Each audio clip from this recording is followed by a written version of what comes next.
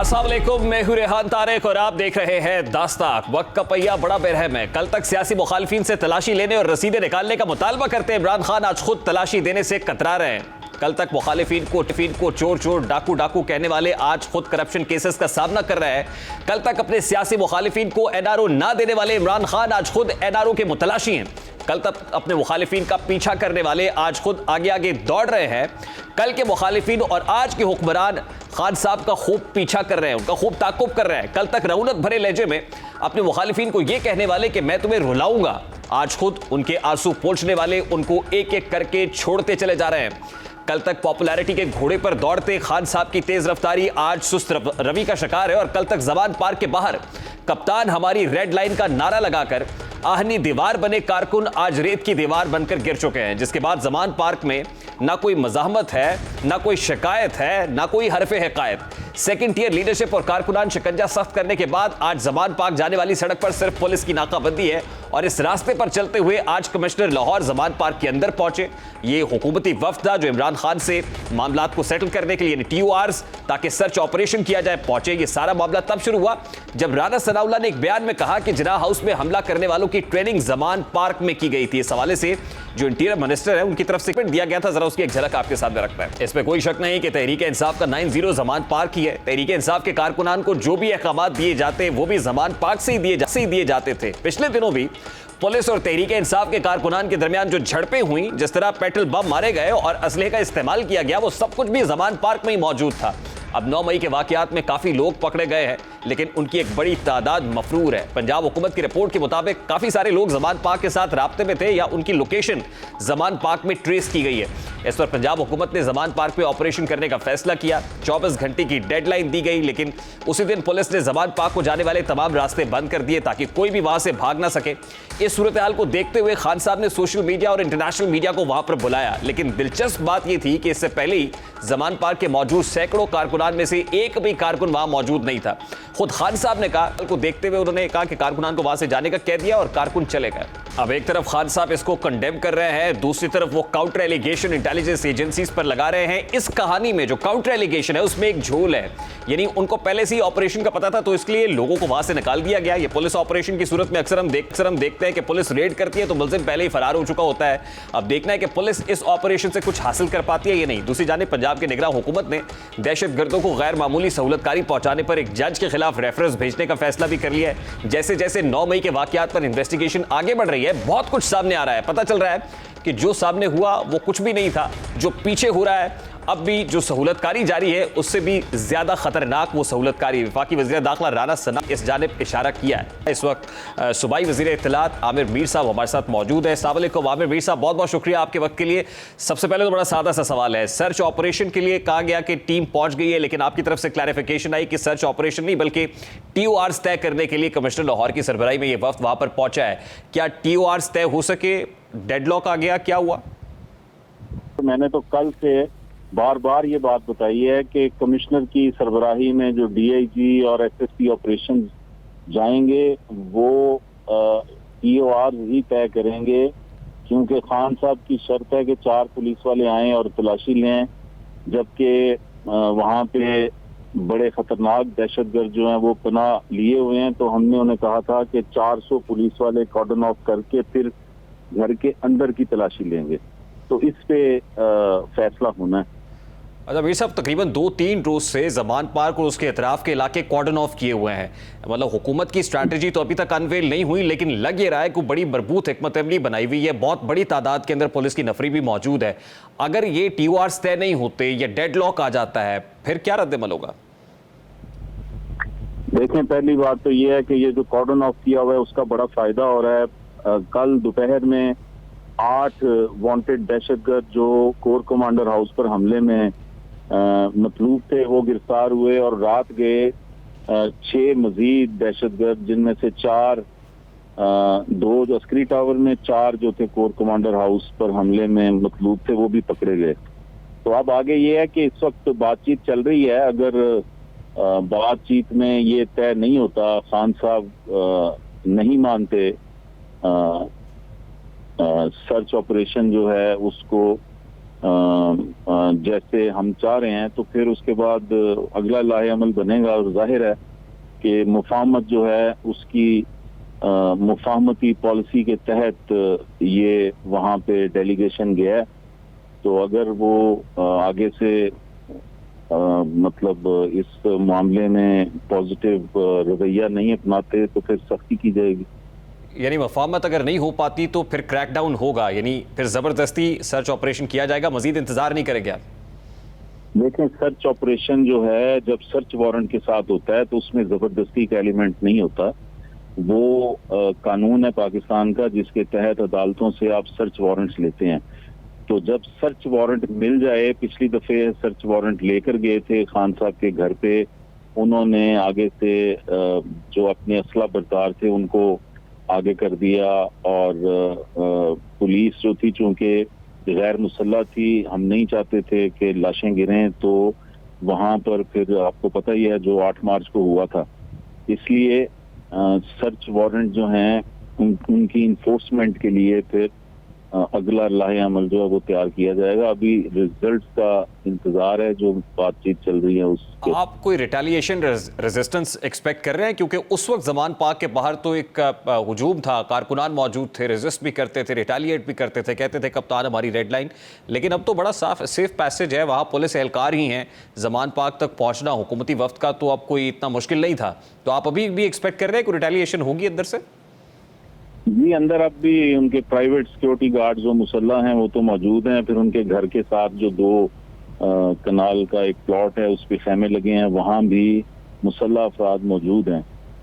तो इसलिए किसी जो आप कहते हैं ना खून खराबे से बचने के लिए पहले उनसे जाके बातचीत की जा रही है। लेकिन अगर बातचीत नाकाम होती है तो जाहिर है कि फिर कानून की रिट जो है वो तो हरकत में आएगी। वे सब कल इमरान खान साहब ने प्रिएम्प्ट करते हुए कुछ मीडिया के लोगों को अंदर बुलाया और कहा कि देखें कहाँ दहशतगर्द छुपे हुए हैं। तो कल जो एक्सरसाइज उन्होंने की है, आप क्या समझते हैं कि इमरान खान की रिहाइशगाह के अलावा भी कहीं लोग जमान पाक के कुछ और घरों के अंदर छुपे हो सकते हैं? आपकी जो इंटेलिजेंस है वो क्या है? देखें, कल तो खान साहब ने मीडिया को मामू बनाने के लिए बुलाया था। असल में उन्हें शक था कि मुझे शायद पकड़ने के लिए आज कोई रेड होगी। तो मीडिया वाले जो मैंने उनसे बात की है, तो मुझे जो इंफॉर्मेशन मिली है उसके मुताबिक 12 बजे मीडिया के लोग वहां पहुंच गए थे। रात 9 बजे तक वो लॉन में बैठे रहे। खान साहब ने जो उन्हें सर्च करवाई वो घर के लॉन से सीढ़ियां जाती हैं छत पे, उन्होंने छत दिखाई। उन्होंने अपने घर की 2 साइड की गलियां दिखाई, गैराज दिखाया, लॉन दिखाया। खान साहब खुद सामने नहीं आए, उनकी टीम थी। और घर के अंदर तो जाने नहीं दिया उन्होंने किसी को। ये तो खान साहब बिल्कुल झूठा दावा कर रहे हैं कि मैंने घर की तलाशी दी है। घर की तलाशी जो है, अगर कोई बंदा सर्च वारंट्स लेके आता है वो तो तफसीली तलाशी होती है, प्रोफेशनल अंदाज में। बाथरूम भी देखा जाता है, बेड के नीचे भी चेक किया जाता है, कपड़ों की अलमारियां, तहखाने, सारा कुछ चेक होता है। तो खान साहब ने तो इन्हें साफी भाइयों को कहा कि देख लो लॉन में घास के अंदर कोई अगर दहशतगर्द छुपा है तो ढूंढ निकालो, कोई गिराज में देख लो, कोई गली में देख लो, कोई छत पे देख लो। ये तो मजाक किया उन्होंने, जिसे फौश मजाक कहा जाए तो बेजाना होगा। यानी यहां तक आपकी इंटेलिजेंस रिपोर्ट है कि घर के जो 5 केनाल का घर है उसके कुछ मख्फी हिस्सों के अंदर भी कोई दहशतगर्द हो सकते हैं। और खासतौर पे फिर जिन लोगों को आपने पकड़ा है, कल 8 आज 6 लोग गिरफ्तार हुए हैं, तो उनसे कोई लीड्स भी तो मिली होंगी, यहीं से हुए। उन्होंने तो कुछ बताया होगा कि कितने लोग अंदर है। जी, इसीलिए तो हम जो पुलिस प्रेजेंस है वहां पे, और इसीलिए हम 400 पुलिस वालों के साथ जाना चाहते हैं, ताकि कोई दहशतगर्द जो है वो अगर निकलते हुए कोई भागने की कोशिश करे, कोई हमलावर हो जाए, तो उसको जो है काबू किया जा सके। मजीद कितने लोग हो सकते हैं मीर साहब? देखें, 30 से 40 की इतला थी, 14 पकड़े जा चुके हैं। तो मेरा ख्याल है कि 2 दर्जन से ज्यादा तो होंगे वहां पर अब भी मौजूद। और ये भी इतला है कि खान साहब जिस तरह खुद माजी में पुलिस आती थी पकड़ने, उनकी आपको पता है पिक्चर्स भी मौजूद हैं। वो अपने घर की दीवार लांग कर हमसायों के घर घुस जाया करते थे। तो ये इतलात भी हैं कि ये हसन न्याजी, जुबैर न्याजी, मुराद सईद और आजम सवाती, इस तरह के बहुत सारे लोग जो हैं उनको इधर उधर करने की कोशिश की जा रही है साथ वाले घरों में, इसलिए पिछले घरों के हिस्से चारों तरफ से, सामने से, बैक से सब घेरा हुआ है। तो ये जो लोग आपने पकड़े हैं, इनसे जब आपने पूछगछ की है तो क्या मालूम हुआ है, किससे डायरेक्शन ले रहे थे, इंस्ट्रक्शंस कहाँ से मिलती थी, कहाँ से लाइन ले रहे थे, ताकि उनका कोई लिंक एस्टैब्लिश हो, उन लोगों तक भी पहुंचे जिनका ताल्लुक पाकिस्तान तहरीक इंसाफ से, यानी पाकिस्तान तहरीक इंसाफ की लीडरशिप में से, क़यादत में से? नहीं, ये तो इस्टेब्लिश हुआ है तो हमें इनके पीछे आए हैं ना। इन लोगों की मोबाइल लोकेशन और जियो फेंसिंग से इनकी अपनी लोकेशन जो है, ये इसमें 43 लोग ऐसे हैं जो कोर कमांडर हाउस पर हमले में भी मुलव्विस थे। और ये 8 मार्च को जब इनको खान साहब के घर में पुलिस ने सर्च वारंट लेके गई है, इन्हें गिरफ्तार करने की कोशिश की और हंगामा और एहतजाज शुरू हो गया, उस वक्त भी उनकी जो लोकेशन है वो जमान पाक की है। यानी ये वो लोग हैं जो दोनों जगहों पे मौजूद थे। यानी जमान पाक से ये 43 बंदे जो हैं पहुंचे कोर कमांडर हाउस, और वो स्टोरी इस्टेब्लिश होती है कि ये सारी प्लानिंग खान साहब ने गिरफ्तारी से पहले की थी कि अगर मुझे गिरफ्तार कर लिया गया तो आपने कौन कौन सी मिलिट्री इंस्टॉलेशंस को अटैक करना है।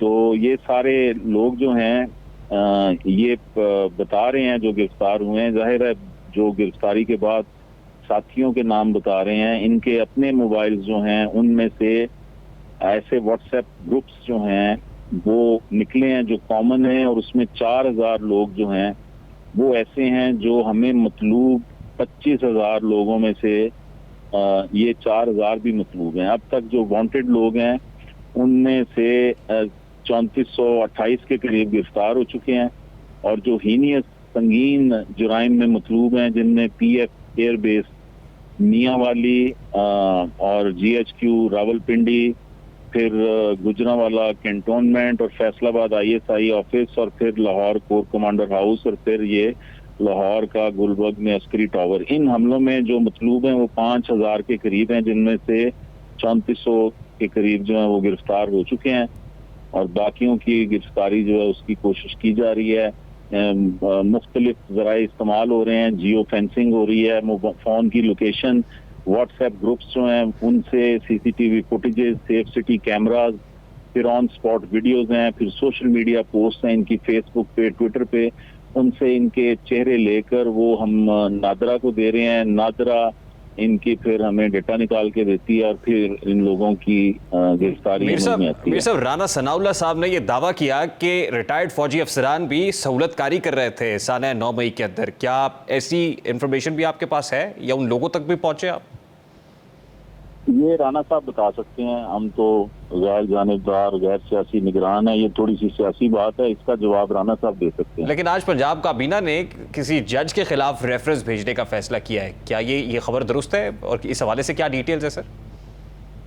आज नहीं, ये कल चीफ मिनिस्टर मोहसिन नकवी साहब की ज़ेर सदारत इजलास हुआ था, जिसमें प्रोसिक्यूशन विंग जो है वो प्रोसिक्यूशन सेक्रेटरी ने बताया कि कुछ जजेस जो हैं वो ऐसे हैं जिनकी सिंपथीज हैं इनके लिए, जो लोग दहशतगर्दी में मुलव्विस थे, और केस लगते ही वो कोई बात सुने बगैर उनको बेल देते हैं। जब पूछा गया कि किसी जज का नाम बताएं तो एक जज का बताया गया, तो फिर ये फैसला हुआ कि लॉ डिपार्टमेंट उन जज साहब के खिलाफ रेफरेंस दायर करेगा, ताकि ये जो ऐसे जजेस हैं जो इंसाफ का जनाजा निकालते हैं अपनी सियासी वबस्तगियों की बुनियाद पे, उनका मुहासबा किया जा सके। यानी लाहौर हाई कोर्ट के सिटिंग जज के खिलाफ पंजाब हुकूमत रेफरेंस भेजने जा रही?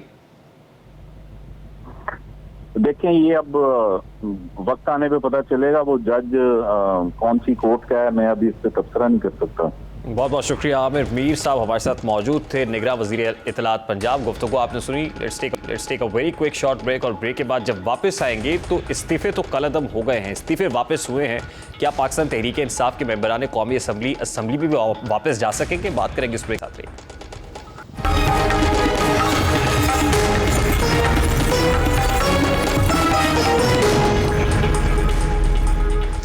Welcome back. Lahore high court की जानिब से तहरीक इंसाफ के लिए एक ताज़ा हवा का झोंका आया है। आज लाहौर हाई कोर्ट ने पीटीआई अरकान के इस्तीफे मंजूर करने का नोटिफिकेशन कलअदम करार दे दिया है। अदालत ने अरकान को इस्तीफे वापस लेने के लिए कौमी असम्बली में स्पीकर के सामने दोबारा पेश होने की हिदायत जारी की है। तहरीक इंसाफ की क़यादत, जिनमें कुछ तो जेल में हैं, कुछ अपने मुस्तकबिल की फिक्र में हैं और पार्टी से ऐलान ला ताल्लुकी या तो कर चुके हैं या फिर करने जा रहे हैं, और कुछ ऐसे भी हैं जो कहीं छुपे बैठे हालात बेहतर होने के इंतजार में। आज फैसला आने के बाद इस केस में तहरीक इंसाफ के वकील अली जफर खासिफ दिखाई दिए। उन्होंने क्या कहा, जरा उसकी एक झलक आपके सामने रखता है। स्पीकर साहब के सामने हमारे एमएनएज हैं, वो पेश होके उन्होंने पहले से ही अपनी वापस ले ली थी रेजिग्नेशंस, लेकिन वो सामने पेश होके इंक्वायरी में वो रेजिग्नेशंस वापस लेंगे। वो इलेक्शन कमीशन ऑफ पाकिस्तान के डी नोटिफिकेशन को ख़त्म करने के बाद नेशनल असेंबली को ज्वाइन कर सकें और अपना किरदार एज अपोजिशन नेशनल असेंबली में कौम की खातिर अदा कर सकें। स्पीकर साहब से मुझे उम्मीद है कि अदालत के हुक्म के मुताबिक इंक्वायरी कंक्लूड करेंगे अपनी। जल्द से जल्द जो एमएनएज हैं पार्लियामेंट का सेशन कॉल करके पीटीआई के एमएनएज को खुशामदीद करेंगे।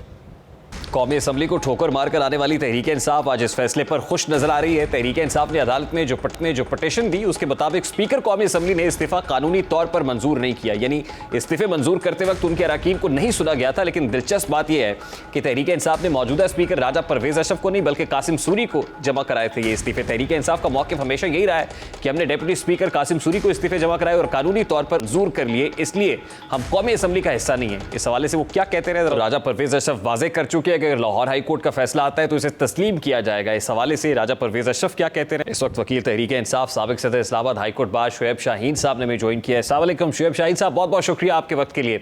सबसे पहले तो आज लाहौर हाई कोर्ट से एक अच्छी खबर पाकिस्तान तहरीक इंसाफ के लिए कि इस्तीफे मंजूर करने का जो स्पीकर का नोटिफिकेशन था वो कलअदम करार दिया गया है। तो अब पाकिस्तान तहरीक इंसाफ की हिकमत अमली क्या होगी कि नेशनल असम्बली में वापस जाने के लिए तकौदा होगी? देखिए, नेशनल असम्बली में तो वो पहले भी आना चाह रहे थे कि जब ये स्पीकर साहब ने खुद कहा था कि ये जो है इस्तीफे ये हैंड रिटन नहीं है, आइन और क़ानून के मुताबिक नहीं है। जब तक हैंड रिटन इस्तीफे नहीं आएंगे और मेरे पास पर्सन टू पर्सन वेरिफिकेशन के लिए नहीं आएंगे, ये काबिल कबूल किसी सूरत है ही नहीं।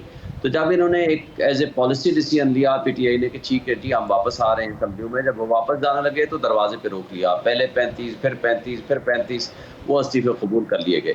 और फिर जब उन्होंने लिख के भी दिया कि हम आ रहे हैं, हमारे इस्तीफे कबूल ना किए जाएँ, फिर भी उन्होंने कबूल कर लिए। और मैं समझता हूँ कि आइन और क़ानून के मुताबिक हाई कोर्ट ने ठीक फैसला किया और इस वक्त उनको जाना चाहिए पीटीआई को और कम से कम अपोजिशन लीडर अपना बनाना चाहिए और जो नैब चेयरमैन की तैनाती गलत तरीके से हुई है उसको भी चैलेंज करना चाहिए। वो with the consultation of the chief जो अपोजिशन लीडर और जो चीफ एग्जीक्यूटिव हैं यानी प्राइम मिनिस्टर, उनकी रजामंदी से होती है, वो होनी चाहिए। कल कला जो इंटरम सेटअप आना है उसके ऊपर भी उनकी कंसल्टेशन होनी चाहिए। उनको अपना पार्लियामान में अपना रोल अदा करना चाहिए जो भी एक सिचुएशन है। शाहीन साहब, ये बड़ी इंपॉर्टेंट बात आप कर रहे हैं और मेरा ख्याल है इस बात का इदराक शायद तहरीक इंसाफ को उस वक्त नहीं था जिस वक्त मुज़ाकरात का वक्त सुप्रीम कोर्ट ऑफ पाकिस्तान ने दिया था और मुज़ाकरात की जो डेडलाइन थी वो ख़त्म हो गई, यानी वो वक्त भी गवा दिया। लेकिन अब भी बहुत सारे हल्के जो सेम वॉइसेस हैं वो यही कह रही है कि मुज़ाकरात होने चाहिए। तो क्या अब ये रियलाइजेशन हो रही है कि भी अगर इंटरिम सेटअप आना है तो हम कंसल्टेशन हमारी शामिल नहीं होगी और मौके पर जो इस वक्त राजा रियाज साहब अपोजिशन लीडर है वो वज़ीर आज़म के साथ कायदे ईवान के साथ मिलकर कर लेंगे, तो फिर पाकिस्तान तहरीक इंसाफ हाथ मलती रहेगी?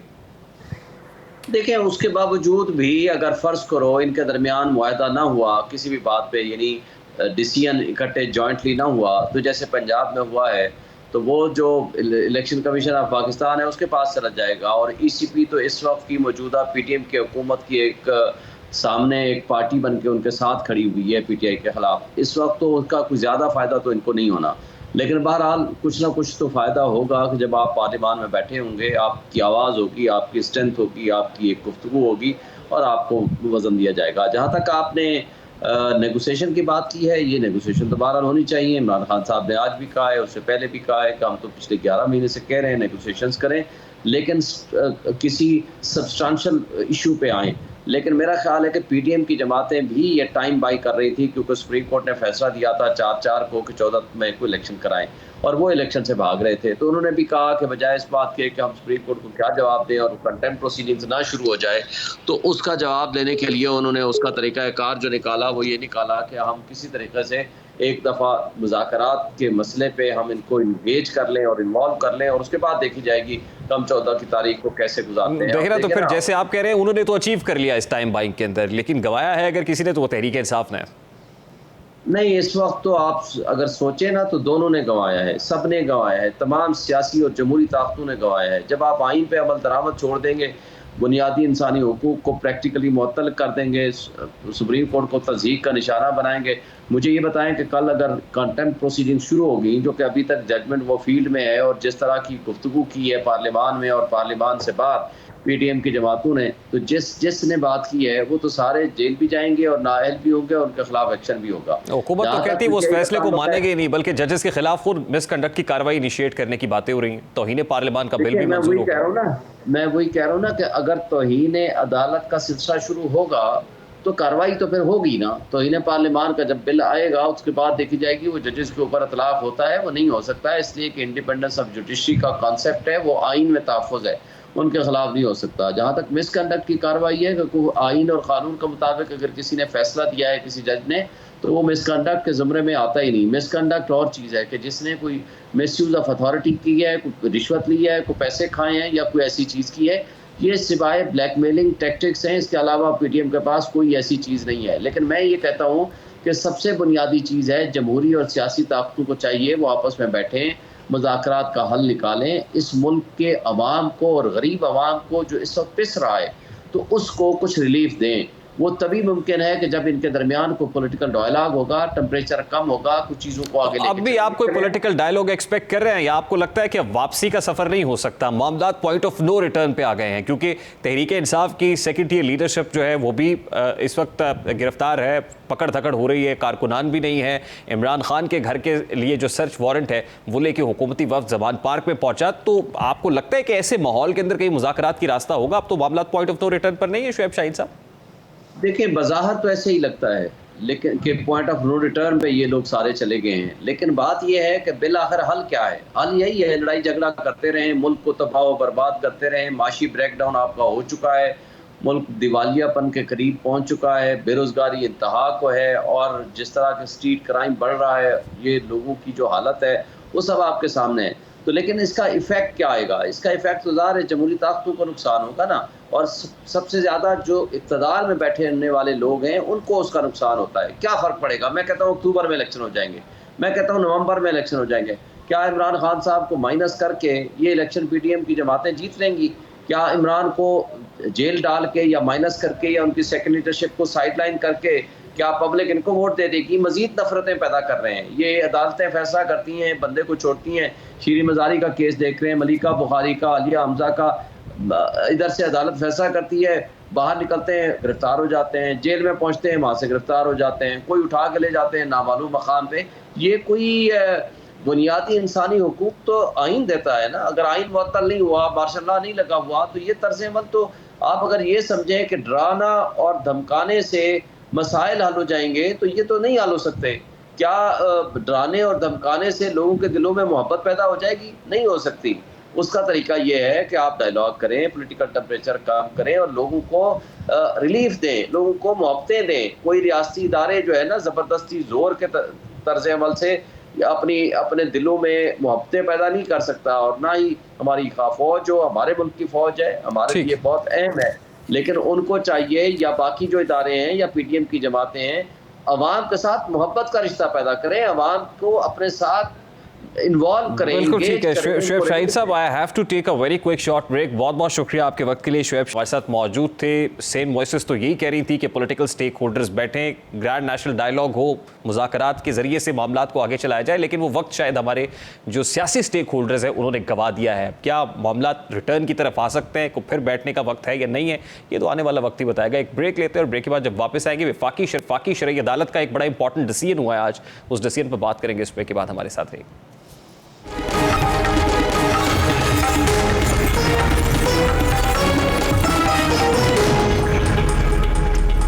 पाकिस्तान की वफाकी शरई अदालत ने आज एक अहम फैसला सुनाया। मुल्क में मौजूद ख्वाजा सराओं की जिन्स से मुतालिक दायर दरखास्त पर फैसला सुनाते हुए मुअज़्ज़ज़ अदालत ने कहा कि ख्वाजा सरा अपनी मर्जी से अपनी जिन्स तब्दील नहीं कर सकते, यानी वो खुद को मर्द या औरत नहीं कहलवा सकते और न ही ख्वाजा सरा सरकारी दस्तावेजात में अपनी जिन्स तब्दील करा सकते हैं। अब इस फैसले का आपको कुछ बैकग्राउंड बताते हैं कि ट्रांसजेंडर बिल क्या था और इस पर झगड़ा क्या था। सन 2018 में पार्लियामान से मंजूर होने वाले मुस्लिम लीग नून की गुज़श्ता हुकूमत में ट्रांसजेंडर एक्ट जो मंजूर किया गया, उसमें ट्रांसजेंडर अफराद की तारीफ मुतय्यन करने और उन्हें शनाख्ती दस्तावेजात के इजरा के साथ साथ उनके बुनियादी हुकूक का तहफ़्फ़ुज़ यकीनी बनाया गया था और उनके साथ इम्तियाजी सलूक को काबिल सज़ा जुर्म करार दिया गया था। ख्वाजा सरा और दीगर इंसानी हुकूक की तंजीमों की जानिब से इस बिल को खुशाइंद करार दिया गया है। सवाल यह है कि ट्रांसजेंडर एक्ट था क्या? ट्रांसजेंडर प्रोटेक्शन एक्ट में ख्वाजा सराओं को पाकिस्तान के दीगर शहरियों की तरह तालीम, रोजगार और सेहत की यकसा सहूलतों की फराहमी यकीनी बनाने के साथ साथ उन्हें विरासत का भी हकदार करार दिया गया था और उनके साथ इम्तियाजी सलूक को जुर्म करार दिया गया था। इस एक्ट में ख्वाजा सराओं को यह इख्तियार दिया गया कि जब वो 18 साल की उम्र को पहुंचे तो अपनी जिन्स का खुद तयन करके इसे सरकारी रिकॉर्ड में तब्दील करा सकते हैं।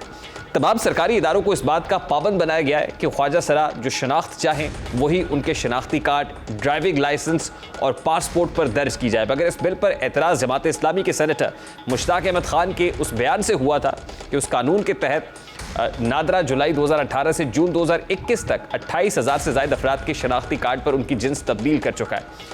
नादरा की जानिब से सेनेट को फराहम की गई मालूमात के मुताबिक जुलाई 2018 से जून 2021 के दौरान 16,530 मर्द नादरा के रिकॉर्ड में अपनी जिन्स तब्दील करा के औरत बन चुके हैं, जबकि 12,154 खवातीन ने अपनी जिन्स तब्दील करके मर्द के तौर पर इंदराज करा लिया है। यह आदादो शुमार सामने आने के बाद मुल्क में एक तशवीश की लहर दौड़ गई, क्योंकि यह हैरान कुन नंबर था। इसके बाद मुल्क में एक बहस छिड़ गई। मजहबी हलकों का मौक़िफ़ था कि इस कानून का गलत इस्तेमाल किया जा रहा है, जबकि ट्रांसजेंडर कम्युनिटी और इंसानी हुकूक की तंजीमें इस बिल के हक में अपना वोट दे रही थी। आदादो शुमार सामने आने के बाद सेनेटर मुश्ताक के बकौल उन्होंने इस कानून में बाज़ तरामीम तजवीज़ की, जिन पर 5 सितंबर को सेनेट की कायमा कमेटी बराए इंसानी हुकूक ने बहस भी की थी। सेनेट की कायमा कमेटी के इस इजलास के बाद जमात इस्लामी ने ट्रांसजेंडर एक्ट के खिलाफ वफाकी शरई अदालत में दरख्वास्त दायर की। दरख्वास्त में मौक़िफ़ इख्तियार किया गया कि पाकिस्तान में शरीयत से मुतसादिम कोई भी कानून मुतारिफ नहीं कराया जा सकता और क्योंकि ट्रांसजेंडर एक्ट की बाज़ शिकें खिलाफ शरीयत हैं, लिहाजा उनमें तरमीम नागुज़ीर है। आज बिलाखिर वफाकी शरई अदालत के कायम मकाम चीफ जस्टिस सैयद मोहम्मद अनवर और जस्टिस खातिम हुसैन पर मुश्तमिल 2 रुकनी बेंच ने ट्रांसजेंडर एक्ट में तरामीम के खिलाफ दायर दरखास्तों पर फैसला जो महफूज शुदा था सुनाते हुए ये कह दिया है कि किसी भी तरह से ख्वाजा सरा जिन्स तब्दीली के हकदार नहीं होंगे, वो जिन्स तब्दील नहीं करा सकते हैं। फैसले में कहा गया है कि दीन इस्लाम के अरकान नमाज, रोज़ा और हज समेत कई इबादत का ताल्लुक जिन्स से है। फैसले में कहा गया है कि ख्वाजा सराओं की जिन्स का तयन जिस्मानी असरात पर गालिब होने पर किया जाएगा, जिस पर मर्द के असरात गालिब हैं वो मर्द ख्वाजा सरा तसव्वुर होगा। फैसले में इस बात का जिक्र भी किया गया है कि जिन्स का तयन किसी फर्द के एहसासात से नहीं किया जा सकता और इस्लाम भी ख्वाजा सराओं को तमाम बुनियादी हुकूक फराहम करता है। इस्लाम में ख्वाजा सराओं का तसव्वुर और इस हवाले से अहकामात मौजूद हैं। वफाकी शरई अदालत के इस फैसले में यह भी कहा गया है कि पार्लियामान से मंजूर होने वाले ट्रांसजेंडर एक्ट की सेक्शन 2 शरीयत के खिलाफ नहीं है और ख्वाजा सरा आइन में दर्ज तमाम बुनियादी हुकूक के मुस्तहिक है। इस फैसले में तहरीर किया गया है कि शरीयत किसी को नामर्द होकर जिन्स तब्दीली की इजाज़त नहीं देती। कोई शख्स अपनी मर्जी से जिन्स तब्दील नहीं कर सकता। जिन्स वही रह सकती है जो पैदाइश के वक्त थी। शरई अदालत ने ट्रांसजेंडर्स के बिल में मौजूद बुनियादी हुकूक को रद्द नहीं किया है, सिर्फ इसके कुछ नुकात पर एतराज़ात लगाकर कलअदम करार दिया है। उम्मीद है कि आज के फैसले में इस बिल जो बहाम थे वो काफ़ी हद तक दूर हो सकेंगे। प्रोग्राम के वक्त अपने इख्तिताम को पहुंचा। आपसे मुलाकात होगी इंशाल्लाह अगले हफ्ते। अपना रखिए ख्याल। अल्लाह हाफ़िज़।